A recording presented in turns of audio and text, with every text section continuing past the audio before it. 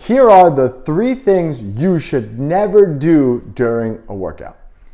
What's up, everyone? It's Anthony from AB Fitness Center. Today I'm going to be covering these 3 red flags that my staff and I see pretty frequently, and I figured I'd make a video to help you guys not make this mistake. Okay, these mistakes just drive us absolutely crazy because all these things equal up to subpar training and subpar results. And listen, if you're going to take the time out to dedicate to get your body stronger, to get your body healthier, to get your body looking better, you might as well be in the moment. So let me explain these 3 things that you should never do when you're working out.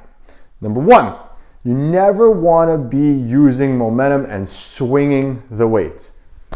This one drives me nuts, especially during some movements like lateral raises. If you can walk into any gym across the world, someone's doing lateral raises like this.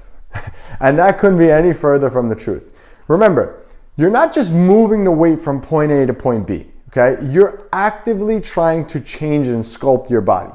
No matter whether you like to hear this or not, you're a bodybuilder. When you want to change the way your body looks, you are considered a bodybuilder. So if you want to get more defined shoulders, arms, core, body, whatever, you need to be able to focus on the muscle that's actually working. So a better way, instead of swinging the weights all around, is by actively lifting, especially with lateral raises. I'm just using this as an example because it's the first one that came to my head. But you're going to lift the weight up, you're going to squeeze, and then you're going to come back down. You're going to build mechanical tension in those muscles in order for them to develop faster. If you're just heaving the weight up and down, yeah, you're going to be working the muscles, but not the same way as if you were actively squeezing. Same thing with pull down, same things with a lot of rows, people just heaving the weight up. Go up, squeeze, and let that weight come down. Take a little bit of time to come down.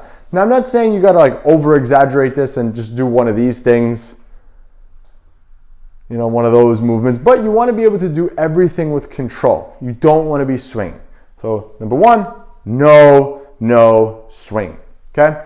Number 2, I see this happen all the time, rushing through it and just going through the motions.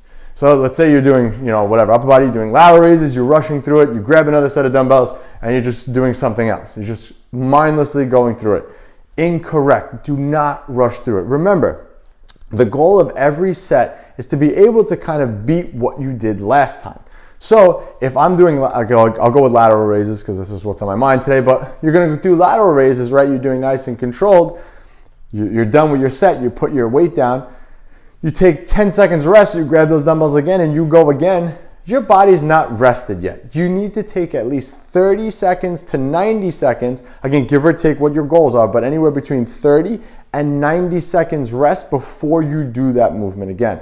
I would say optimal will be about a minute rest in between. And again, that's different than if you're supersetting muscle. So if I was doing lateral raises and then I grabbed dumbbell curls, I might take a 10-second rest, and then because I'm doing a different muscle, I would grab the dumbbells and go into it. But you still want to be able to rest and recover so that when you pick up the dumbbells again to do lateral raises, you are well rested. Like I said, if you mindlessly rush through these things, you're not going to get anywhere. And then you're just kind of spinning your wheels, and then it's a waste of time for you to go to the gym. All right, and number 3, and this is the one that really drives me nuts, going through the motions, not pushing yourself. You just can have a conversation while you do these and just kind of aimlessly doing it. You need to pick up your intensity, okay? And by picking up your intensity, you're increasing your rate of perceived exertion, which is a scale that we go by.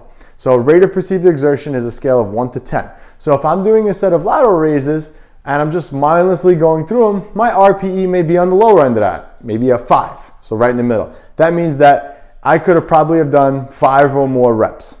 If I'm staying at that level, I'm not pushing my body to the intensity it needs to make change. So you need to bring that RPE up. And I think a good level to stay at is between an 8, a 7, or an 8, meaning that you can do 2 or 3 more reps safely, comfortably, and that's a good RPE to make progress long term. Okay? So you need to push yourself. Don't just mindlessly go through the motions. So those are the 3 things. Let me re-summarize them for you. Number 1, no swinging the weights. Controlled movements, squeeze, pauses, controlled on the way down. That's going to make the most change in your body the fastest. Number 2, don't rush through your workout. Don't aimlessly go through it. Take a breath, compose yourself, grab a set of heavier dumbbells if you can, or barbell, whatever, and go through it. Attack the weights with intensity. And well, that kind of clears up number 3, being more intense with your workout. Don't just go through it. Don't just, go through the motions. Push yourself, and I promise you're going to see good things on the other side of it. If you'd like to pick up my 16-week blueprint to help you morph your body, just click that link below, and I'll catch you guys on the next one.